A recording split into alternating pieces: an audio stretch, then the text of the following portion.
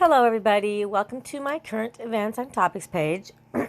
Forgive me, I have a frog in my throat this morning. What's new? Homesteaders, catastrophists run for the hills to flee U.S. uncertainty. I have been hearing a lot about this lately, and I just wonder if you have also. Survivalists who fear a looming urban catastrophe are swapping city life for a fresh start off grid and far from civilization. Okay, this is by Carrie L. Byron from the Thomson Reuters Foundation. Cheap housing, deep unease, and intense resilience, all forces that are driving a clutch of Americans to swap city life for a fresh start off grid and far from civilization. Some are survivalists, among them high flyers who fear a looming urban catastrophe and the mayhem that might follow. Others want a greener, gentler life, untainted by the malign forces of capitalism and uncertainty of mainstream politics.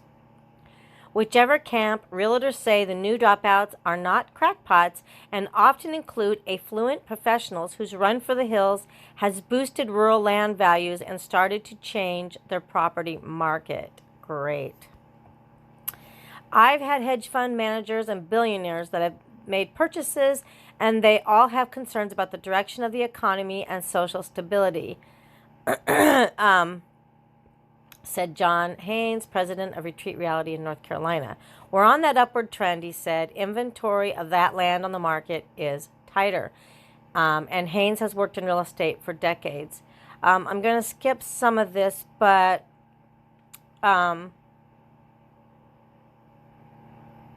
it looks like a lot of people are just trying to, they see catastrophe coming and they want to get out. Amazon can deliver grocery in 2 hours, but the grocery store have food 3 days after a large disaster, noting the cataclysmic potential of a major disruption of an electrical generation. Our hope is nothing like this happens, he says. But should it, we'll be better prepared to survive in a rural setting where more food is grown locally, where we have land on which to raise food, livestock, or hunt. They have a point there. Some want to escape tyranny, often called survivalists or preppers. Many escapees twin an exception of impending doom or outright social collapse with a deep disbelief in the government's ability to cope.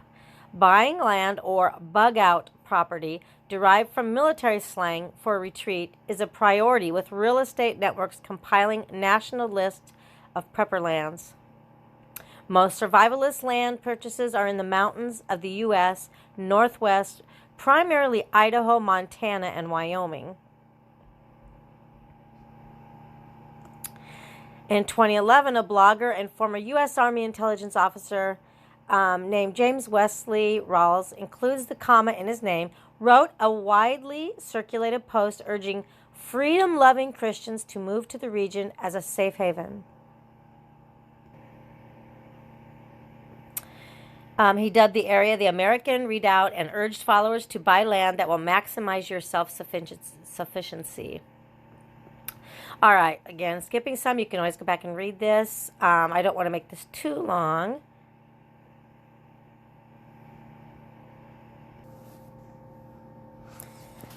Driven by the new demand, the company is expanding outside of the so-called redoubt to Arizona, which Savage says enjoys lower taxes and far looser gun controls than liberal California. Arizona is the new Idaho for many seeking relief from the tyranny in California. He said, embrace land. Conservatives are not alone in the new land rush. People are just seeking quiet, peaceful, sustainable lives. I'm going to skip a lot of his commentary because I just want to get the gist of everything.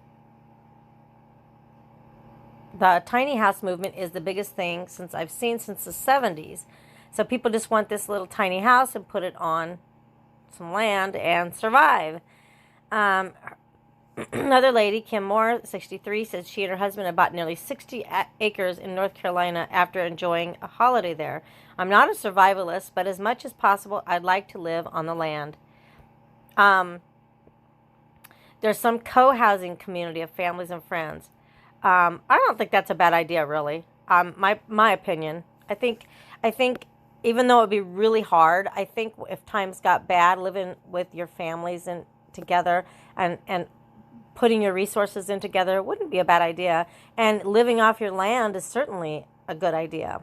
Will I ever do it? Probably not. I probably will never have the money to buy land. But anyhow, that is the gist of this article. Like I said, I skipped through some. I'm sorry, but I wanted to just get the gist. Weigh in on what you think. I personally think it's a good idea.